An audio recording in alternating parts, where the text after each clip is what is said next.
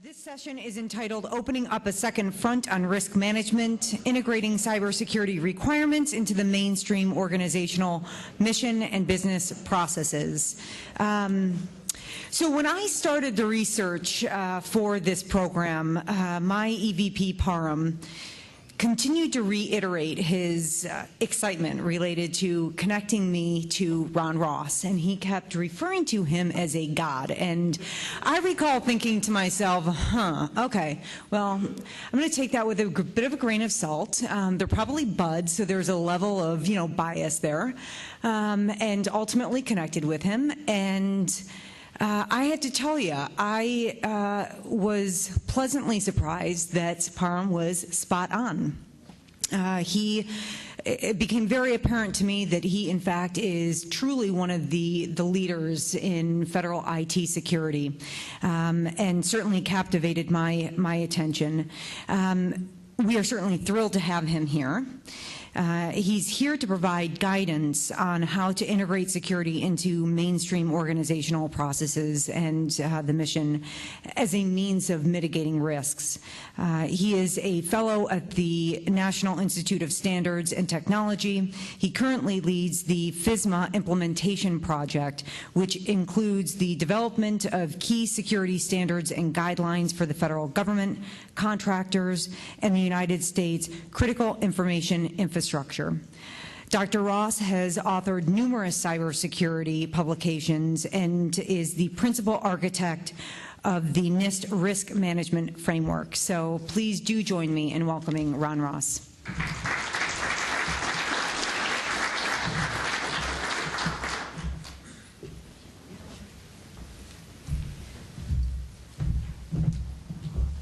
Good afternoon, everyone. I stopped drinking. This is was my 12th cup of coffee, but I've switched to green tea now, so we're not going to have any.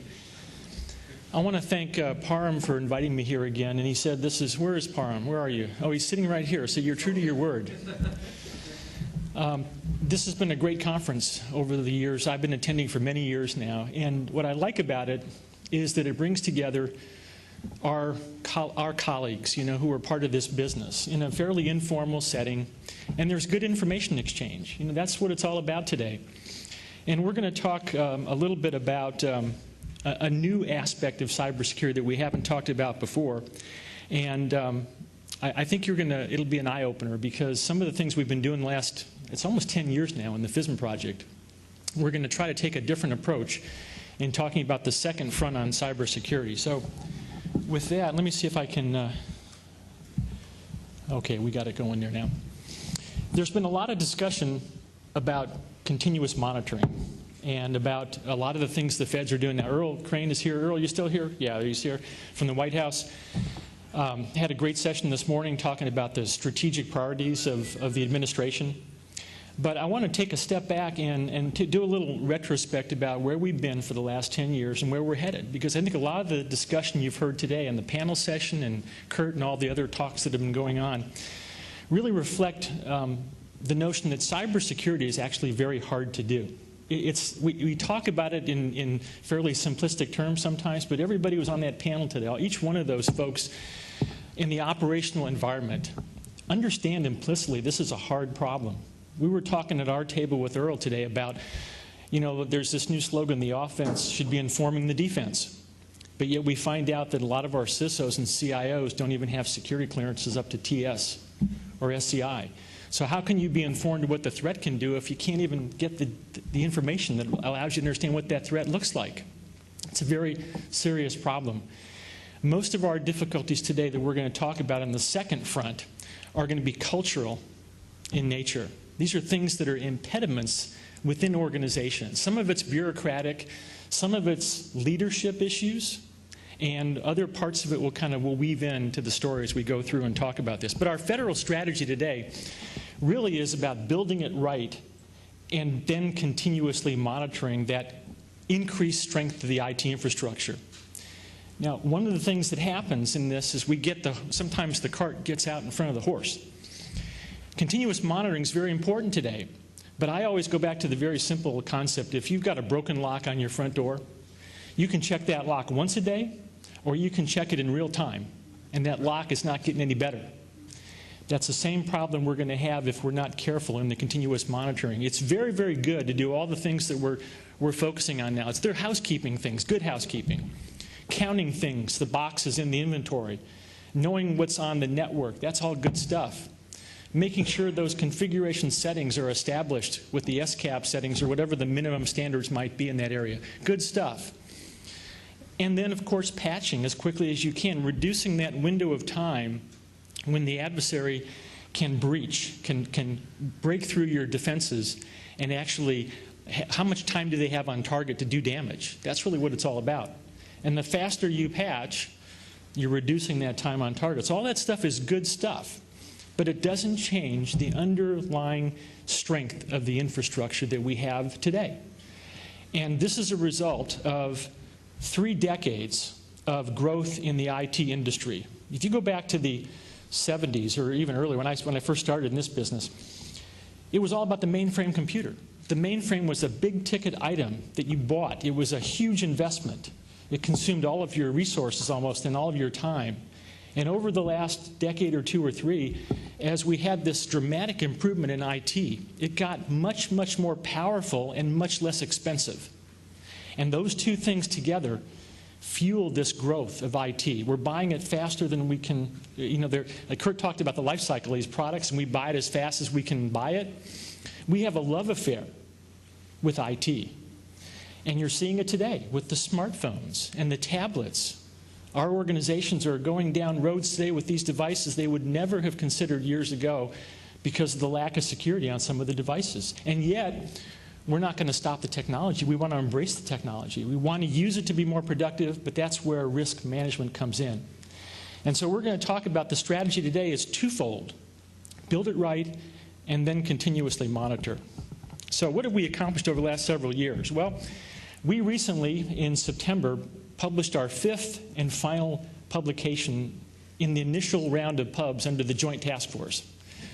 Most of you have been watching the last couple of years know that we've had a partnership with the Defense Department, the Director of National Intelligence, NIST, Committee on National Security Systems, and our objective was to build a unified information security framework for the federal government. That's not just a set of security controls. It's a complete set of capability, tools, techniques, procedures, all in these 5 publications.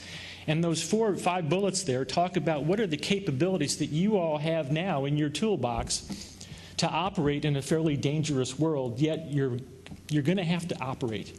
Your missions are going forward. We're going to operate, we're going to do our jobs, we're going to continue the critical missions of the federal government. You've got now an enterprise-wide risk management process defined in Special Publication 839. That's about framing the risk, assessing risk, responding to risk, and not always fixing everything. You can accept, reject, transfer, share, and mitigate. And then monitoring. We heard a lot about monitoring today. Monitoring not just your configuration settings, but monitoring the risk. Because the risk that you accepted yesterday when you signed the authorization document is not going to be the same risk that you're going to face tomorrow. That's the whole purpose of this notion of continuous monitoring being folded in to the authorization process. We're not going to do it every 3 years anymore because that wasn't useful for us. We're not going to have that criteria which says every 3 years or when you have a significant change, because nobody can define what significant change is. So those things are going to be retired, and we're going to this near real-time process that none of us fully understand yet. It's kind of like the dog that chases the car, the truck down the road. This is a Texas example, Kurt. Catches the pickup truck and then doesn't know what to do with the truck once you catch the truck. We're going to figure this continuous monitoring stuff out, but it's going to take us a while. We also have a state-of-the-practice set of security controls. You know, you're going to see in January the revision 4 of 800-53. And there's going to be a lot of gnashing of teeth when you see the number of controls and enhancements being added. But we are following that very important principle. The offense informs the defense. One of the things that's great about working in our partnership now is we have security clearances. We can talk to the folks in the DOD and the DNI, and they can share threat data with us.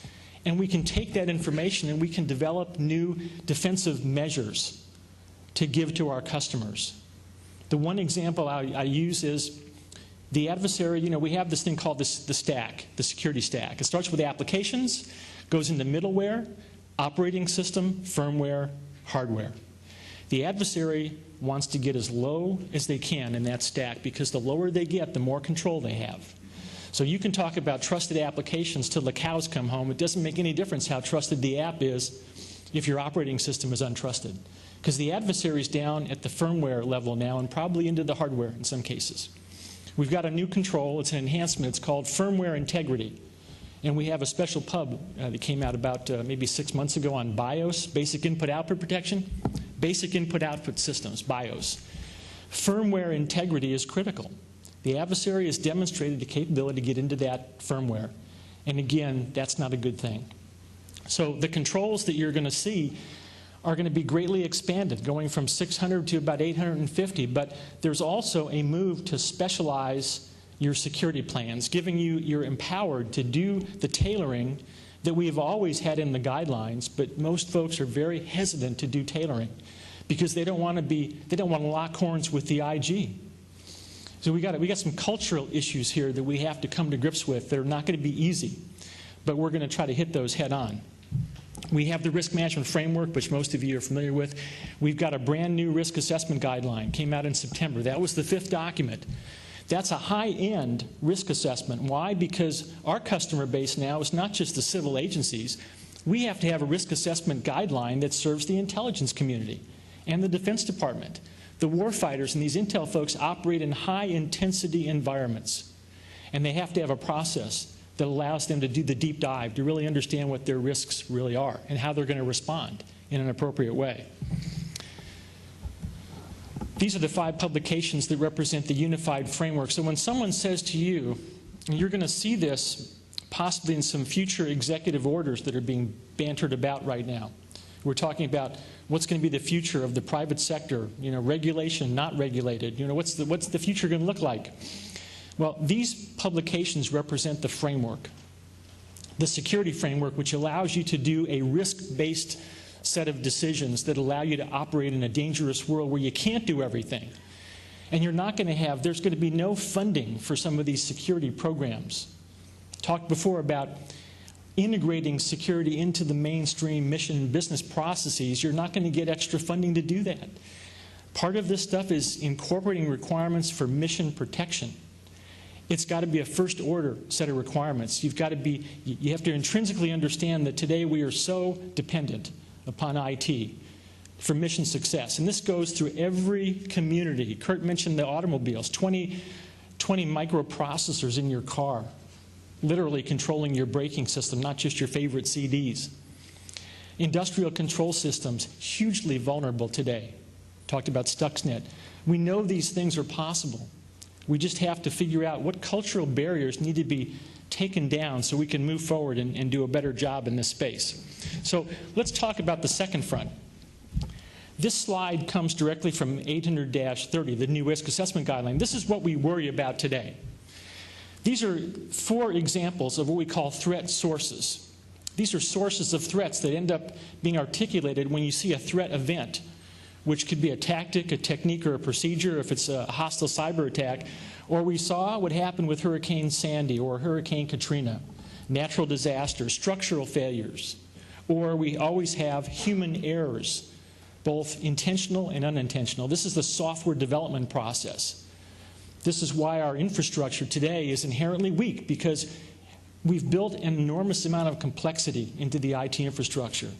The question is, how can we reduce that complexity and manage better so our security folks have a prayer on protecting these critical assets? Today we ask our CISOs and our CIOs to defend systems which are largely indefensible because of the way the architecture is laid out across enterprises.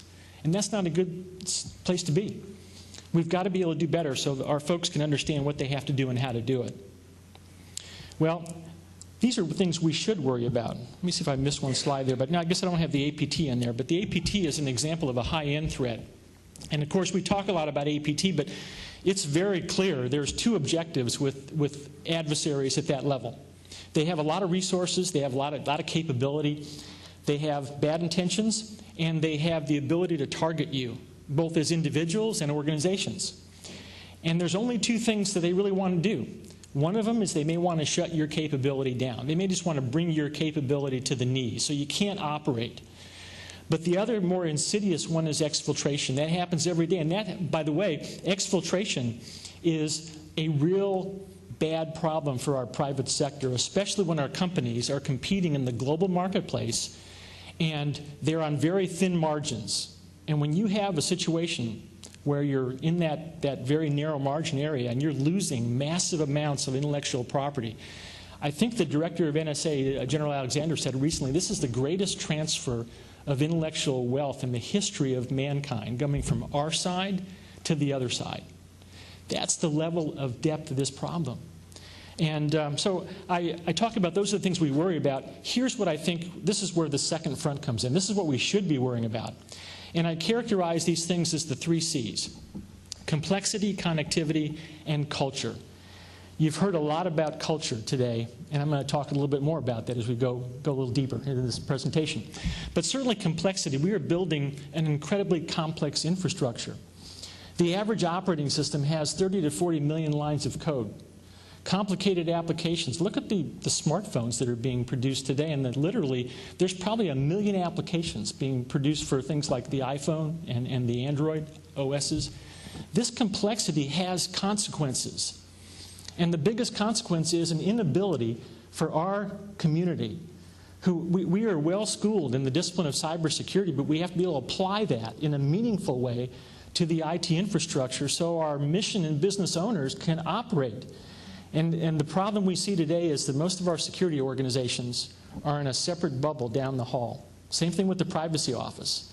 And we're going to talk today about how do you get them out of that bubble and integrate them into the mainstream mission and business processes. That's a challenge that we all still face today.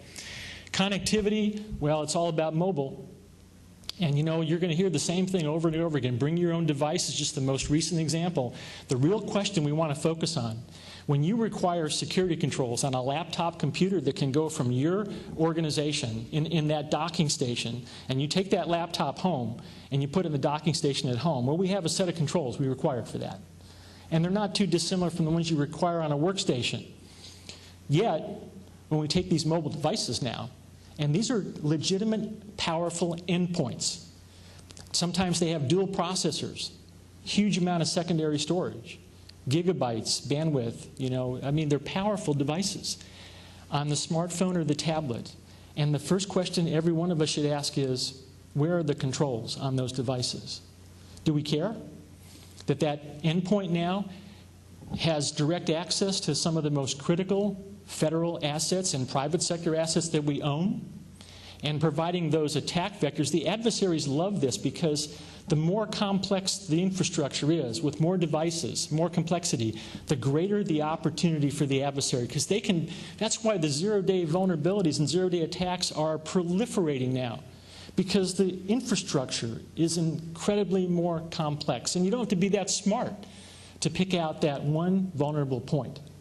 And it's not about configuring your firewalls and patching and all that stuff. That's good stuff to do, but to really get ahead of this for the long term. I'm not talking about we can do this tomorrow or the next day, but if we're serious about critical infrastructure and continuity of government, then we have to have a very serious dialogue about how we're doing business today and what really matters when it comes to the real important stuff that we have to have operating. I'm not just talking about your kids carrying their iPhones around.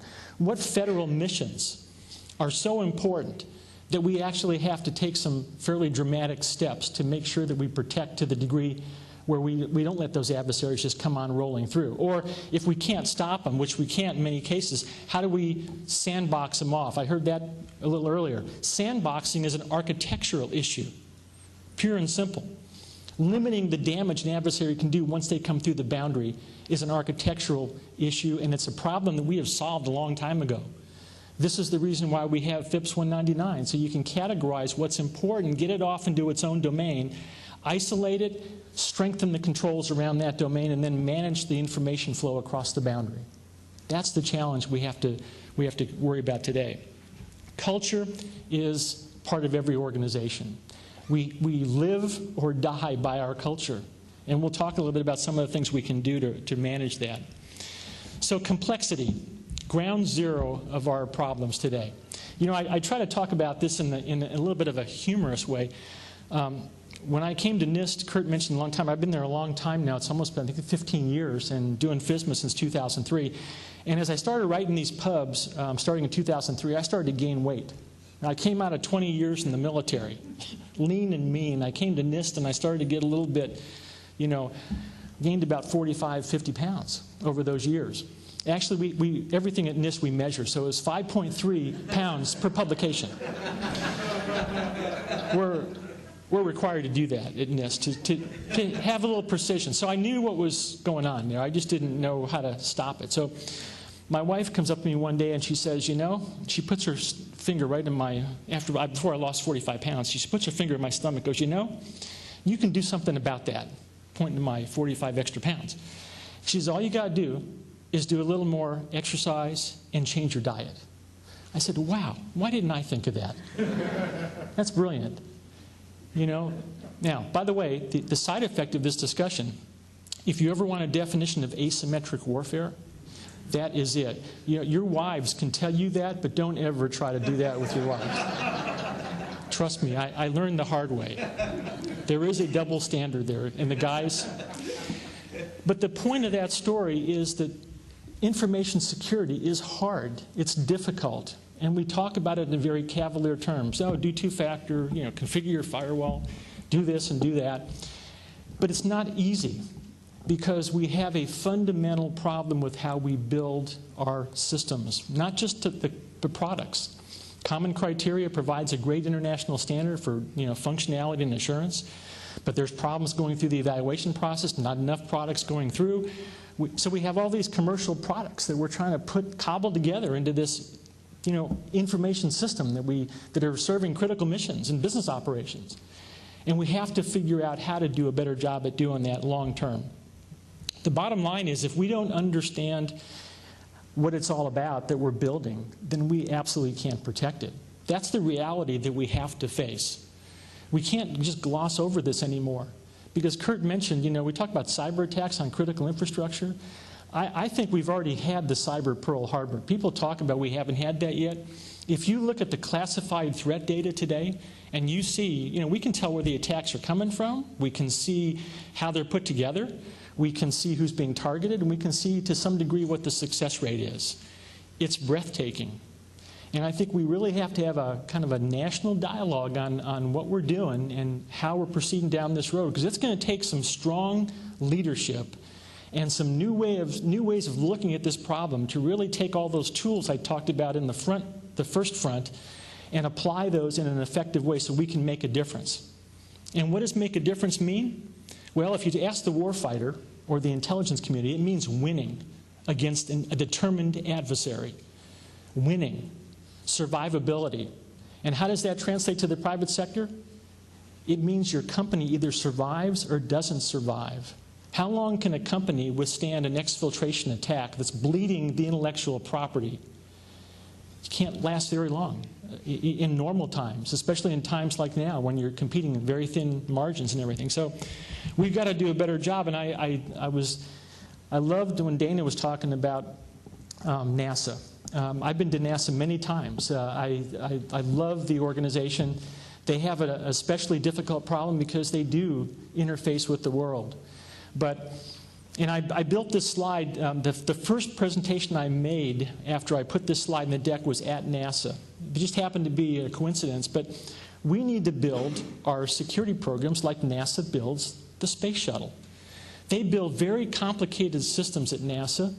And, you know, if you look over the history of that agency, going back to the Mercury program and the Gemini and the Apollo and then the shuttle program, very few mishaps. We had a few large tragedies, but they were few in number compared to the complexity of what they were doing.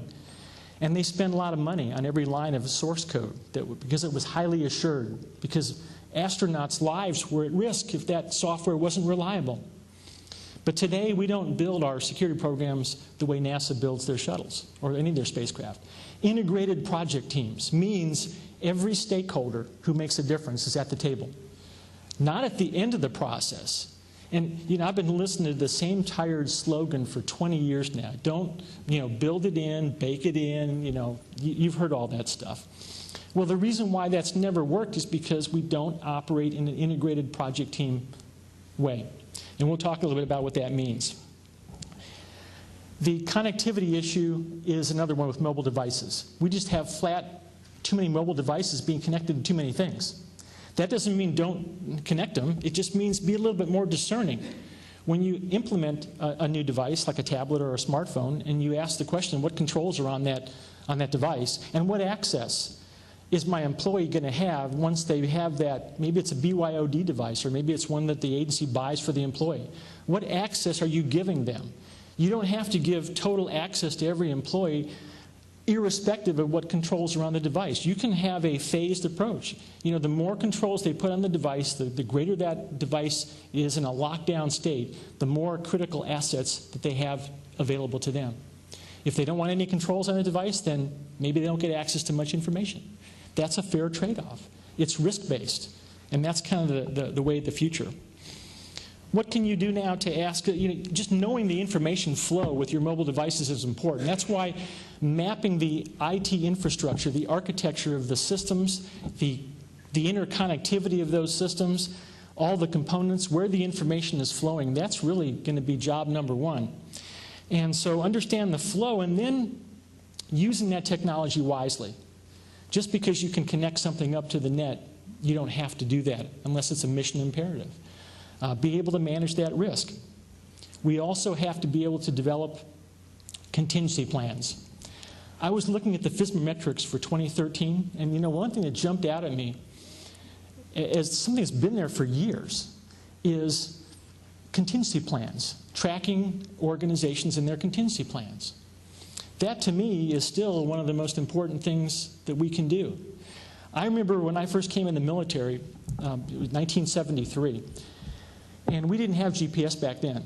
If you want to get around in the field, on the battlefield, you had a map and a compass, right? And then along comes GPS. But if GPS fails today, well, there'll be a lot of problems, but at least the soldiers can bring their map and compass out, and they can figure out how to get from point A to point B. I want to ask every one of the folks out there, where is your map and compass equivalent for your IT supporting those critical missions? You don't have to have it for every mission, but how about the ones that are actually continuity of government type operations, things that rise to the top of the FIPS 199 stack? Where is the backup? It's not just backing your data up. You got to be able to think about not just the probability, but the absolute certainty of a cyber attack being successful at some point. The reason I talked earlier about the level of depth of penetration is, when you look at some of the classified threat data and the degree of penetration that's already happened, one of the things I worry about in the complexity we've built, these attacks don't have to be manifest right when they're launched. They can pick the time when they want to bring your system down. It's at their choosing, not at your choosing. And you can hide a lot of stuff in the vast infrastructure that we have. The old NSA folks who do cryptanalysis, you have to be good at that, but you also now have to be able to find the data in a vast, gigabytes worth of bandwidth out there and stuff talk about big data. You got to be able to find that gem and then be able to do your cryptanalysis on it. Well, the same thing is true here with malware. How much malware is actually stopped by our good, antivirus programs today? Well, I think if you talk to most of the big companies, I won't mention them by name, but I think it's about 50%. That's all it stops. That's why they've gone to innovative techniques like reputation and other things that are not just signature-based, because we can't keep up with the signatures. They're just producing them too fast. Exponential curve. And we can't keep up. So we've got to go to new innovative techniques. So, mobile is going to be a real challenge for us. And again, there's a lot of cultural stuff here that we have to be able to deal with. Silos of excellence are the biggest problem we have today, because our organizations we operate, we talk about information sharing, we talk about, enterprise architecture and reducing, consolidating, optimizing, and standardizing, but we're still largely a silo-based federal government. And one of the biggest silos, I think, is the cybersecurity office. We have CISOs and we have all these talented people, but The argument I'd like to make to you today is, are those people deployed to the right place in the organization to make a difference? Places like the acquisition office. You know, when you talk about people who are doing procurements and acquisition, I can't tell you how many RFPs I see where you look at a whole long list of requirements, and then the last requirement is the security requirement. It's only one line. The system must be FISMA compliant. And that's all you get. And that doesn't mean anything today. That is a cultural issue, because acquisition folks, we can't expect them to speak our language. We have to be able to have our senior leaders move us into that space so we can work with those folks to say, what kind of a spec should we have going out in this RFP? So we can communicate our requirements to the terrific industry folks out there. FedRAMP is a good example. We specified all the security controls. We set up a third-party independent assessment capability so the industry could build it. They could be assessed. We could gain the trust. And then we could use the technology. It's a model that works very well. But you've got to be able to break down those institutional barriers. Enterprise architecture is another big one. My friend Scott Bernard now is the federal enterprise architect, the president's chief architect. Scott and I were on a project 4 or 5 years ago to develop the security and privacy profile for the FEA. Well, he spoke architect and I spoke security. We had to bring ourselves together. We had to do a little homework, understanding what architects do and why they do it, and he had to learn a little bit about my business. And we did that. We broke down the barrier of communication. And as a result, you're seeing that FEA SPP came out. There's now a reference model being developed for security as part of the FEA. This is the kind of fundamental change that we need. And it has nothing to do with security controls or the risk management framework. These are institutional problems that the only way you get to the next square, the next step, is you have to have senior leaders that recognize this and are willing to step out and just make it happen.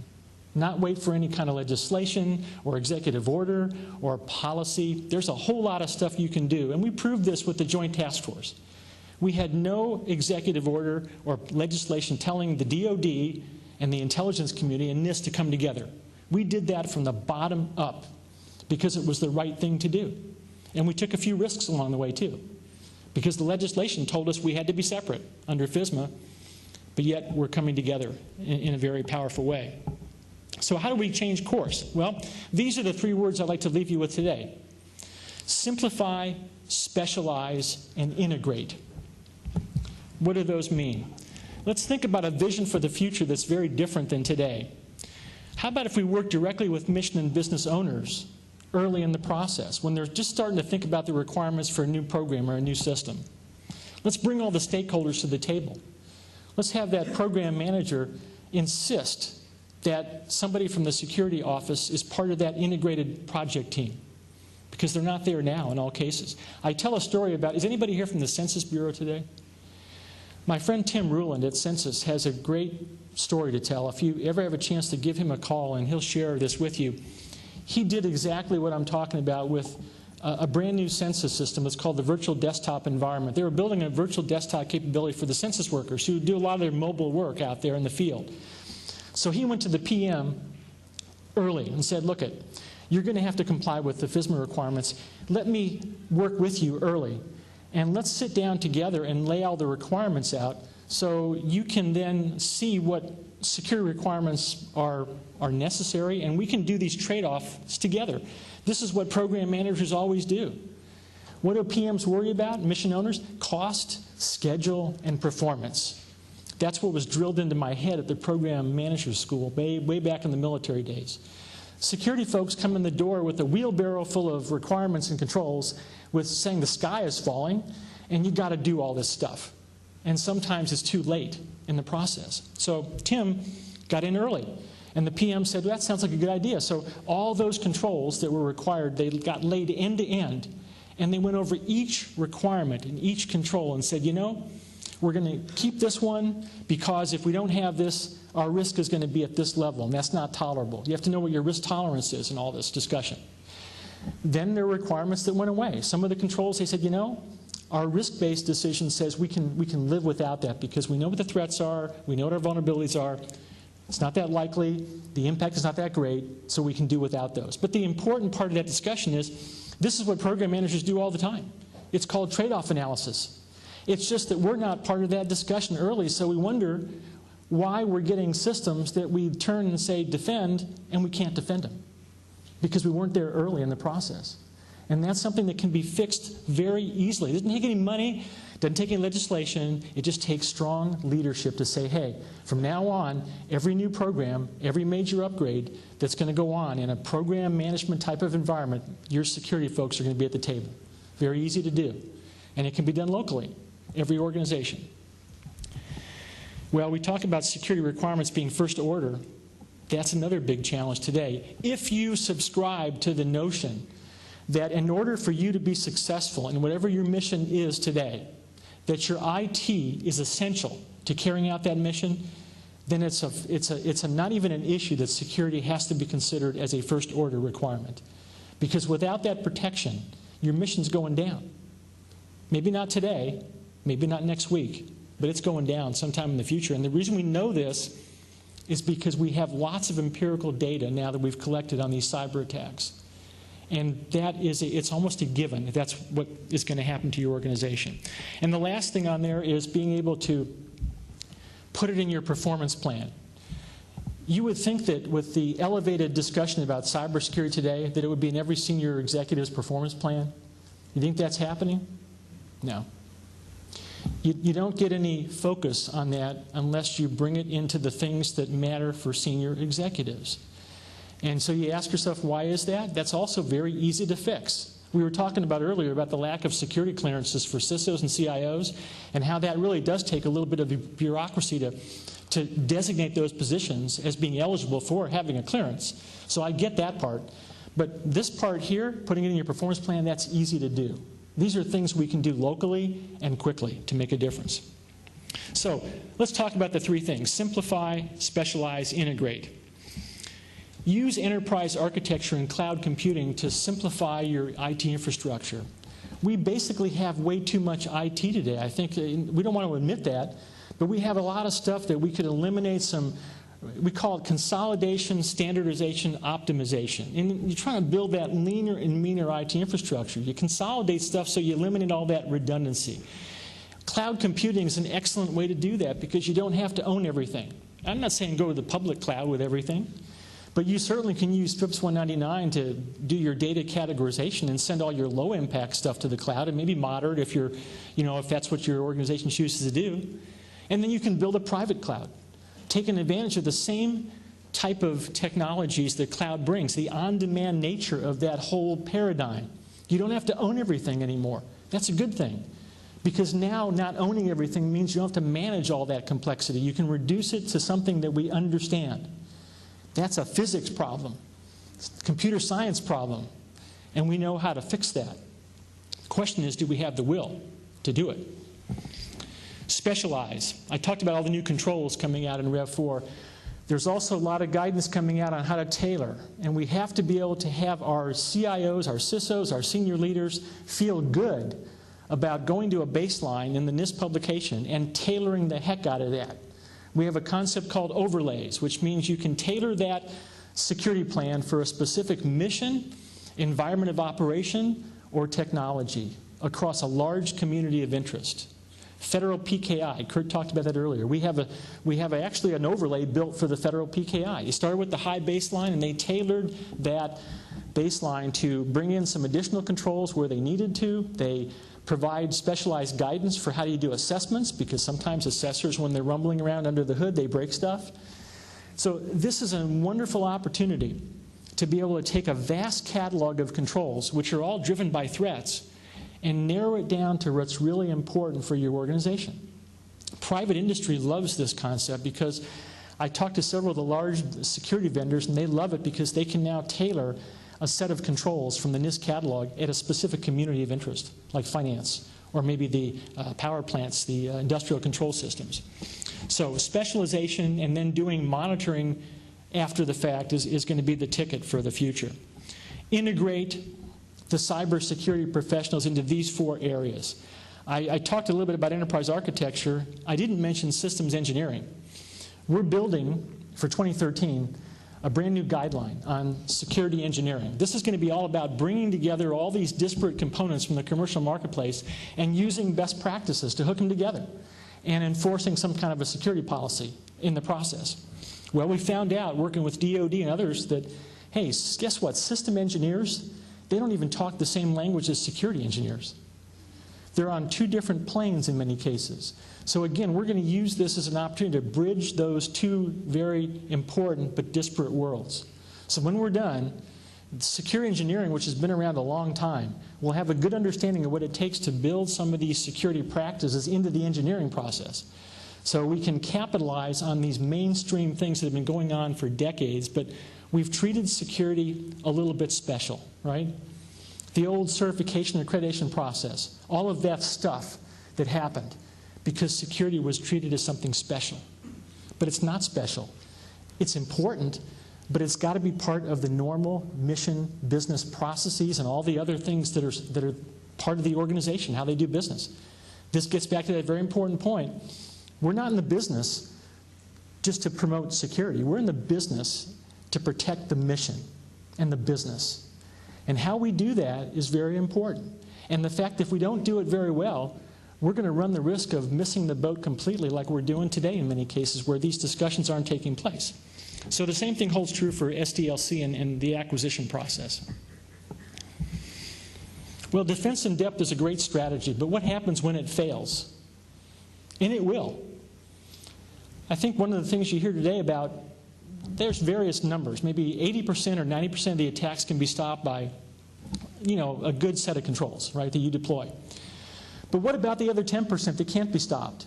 And what if those 10% are in the area of critical infrastructure? You saw what happened during Hurricane Sandy when society is running along, at pace, everything is fine, and then the hurricane, goes on the radar 5 days out, 4 days, 3 days, 2 days, hurricane hits. And then you look at the destruction along the East Coast. This happened in Katrina too. And then you look at society, what happens to society, how it starts to break down after about a day or two. And you see fights at gas stations. Just think about a cyber attack. Kurt talked about that earlier, a cyber attack, a well-placed cyber attack, coordinated cyber attack on a big chunk of our electric grid, where those generators go down in a Stuxnet-like attack, and there is no backup for that generator. We don't have a lot of backup. What do we do then?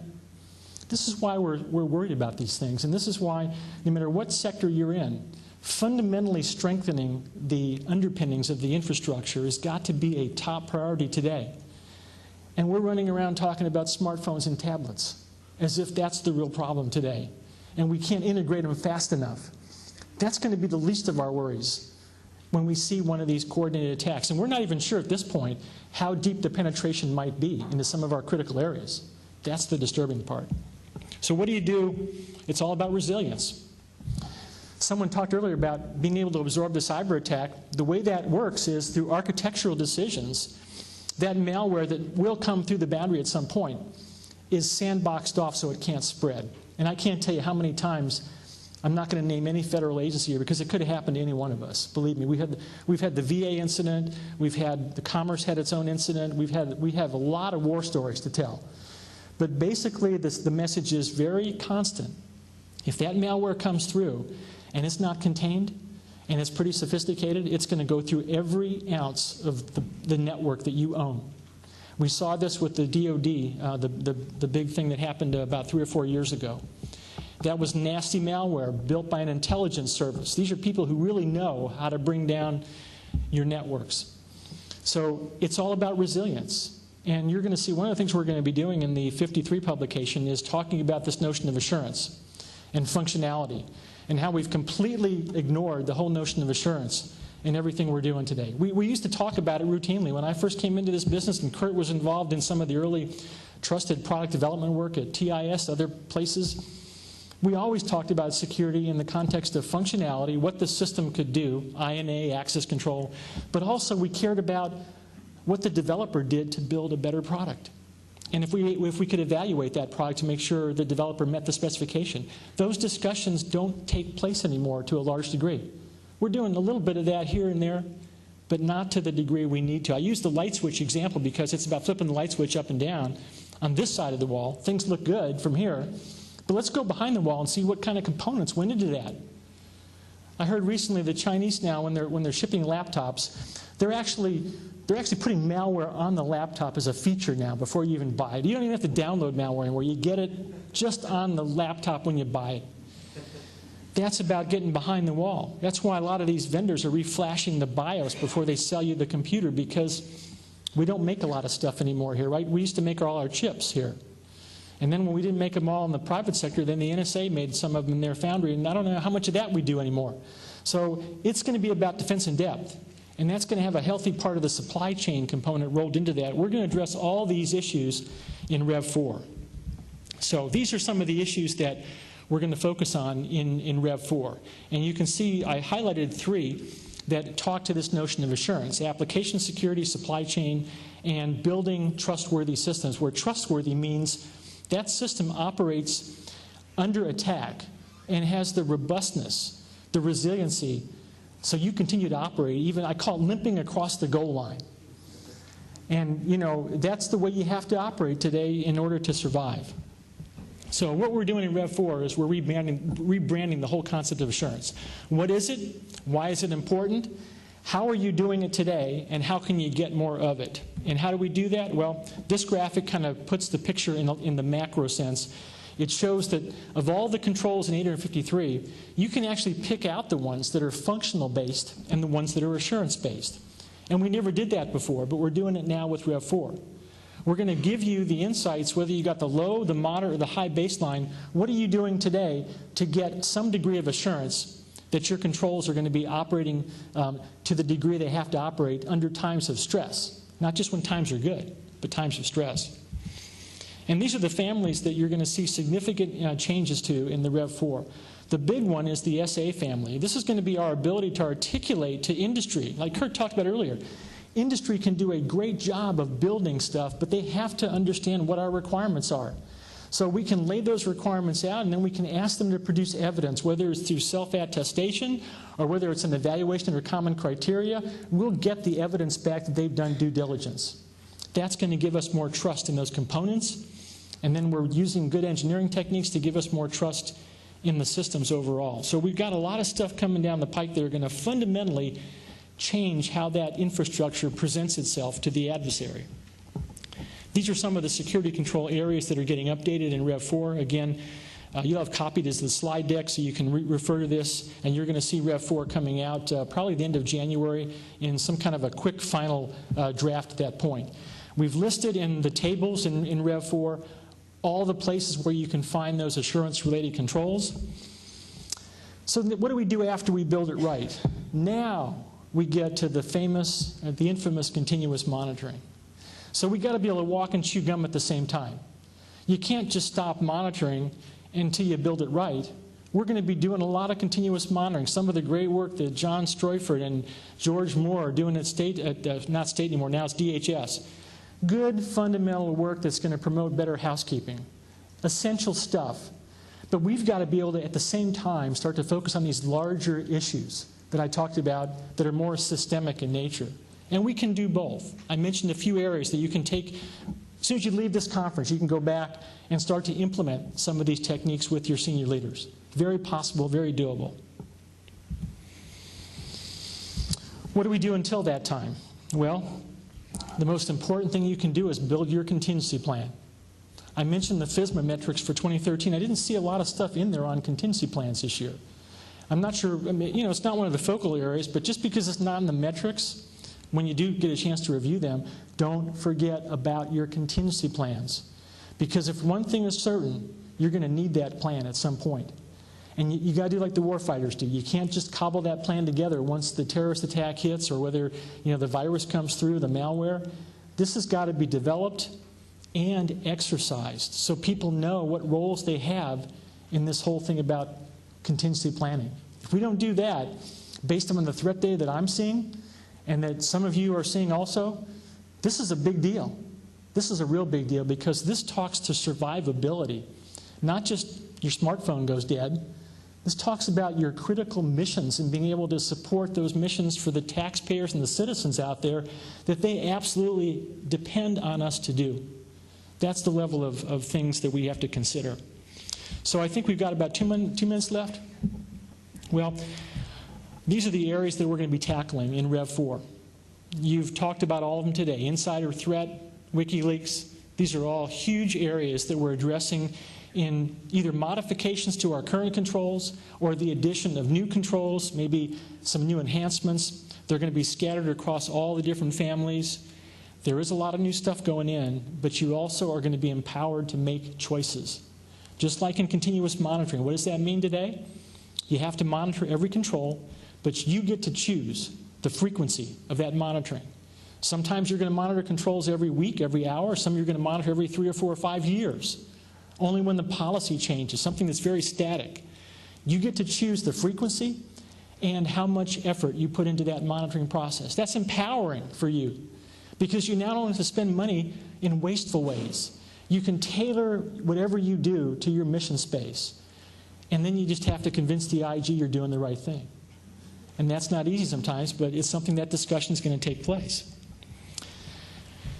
We're taking out, Kurt mentioned the industrial control system interpretation. That's leaving 53 and going into 800-82. What we're going to do is take out all the specialty areas of 53, like we're not going to put cloud or mobile or ICS in there. Those are going to go to the publications that address that particular area. So if we have a mobile publication and we're recommending certain mobile controls, that'll go into that publication. The ICS is going to go into its natural home, 800-82. So it's an attempt to just keep the control catalog focused on building good controls for our customers. I talked about the overlay concept, the engineering guideline. Again, there's just a lot going on, and I think in the last minute, leave you with a couple of final thoughts. I talked about security is hard, but it is definitely important. And so much of what you do as an industry and as individuals who've committed to this great profession that we call cybersecurity, there could be nothing more important today to your senior leaders. You're invaluable to their survival. They may not recognize that yet in some cases, but it's very true. Think strategic, execute tactical. Don't think about continuous monitoring as just being under the hood, counting stuff, patching stuff, configuring the settings. Think strategically about monitoring. Do you have a governance process at Tier 1? Do you have a good enterprise architecture? Do you have a security architecture?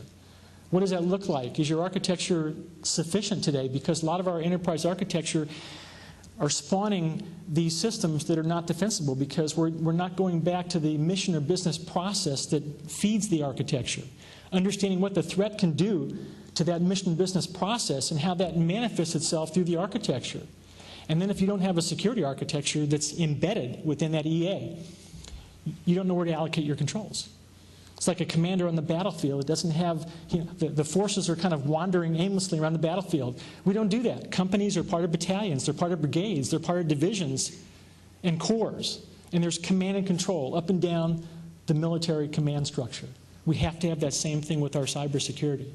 And that's not happening today in all cases. All information has value, but it's not all valuable.